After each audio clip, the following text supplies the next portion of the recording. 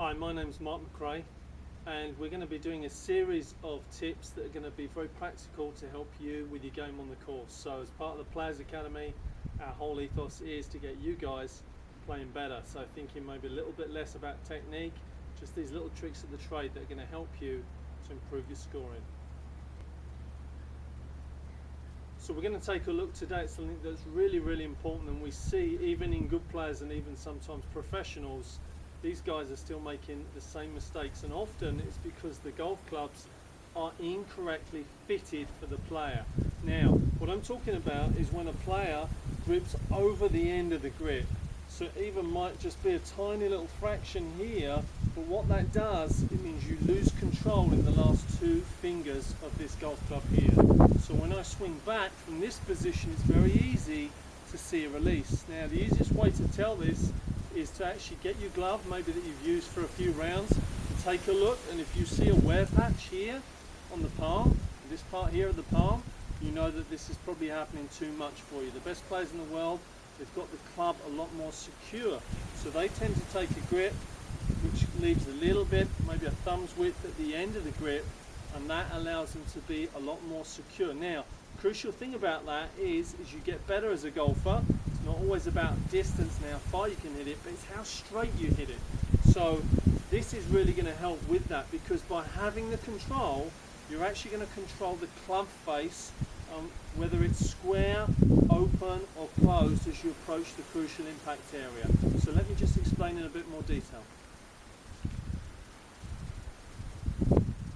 So when we come into impact position, so we call it the delivery position. So if I get the club head more or less dead opposite the hands here, then that means that pretty much I'm on plane and I'm going to come in and hit a very neutral path, which should lead to fairly straight shots, depending on obviously how open or closed the club face might be. But a bigger problem is when the club is inside, for example, where a lot of good players maybe get it inside, and then I have this little overlap. What happens is the club comes down now as I start to place some torque and power on the club, and then what happens is it moves in the palm of the hand, and that increases the rate of closure, so the amount that the golf club closes coming into impact, and that can lead to some very big draw shots or maybe hook shots.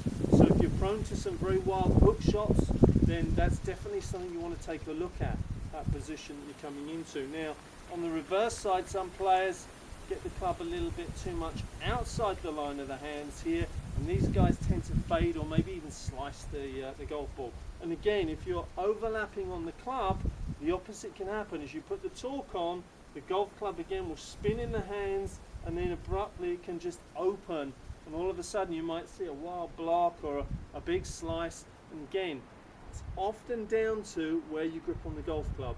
As you go up the golf clubs through the set, the longer clubs, it's going to have obviously more effect, and down the set it'll have less effect.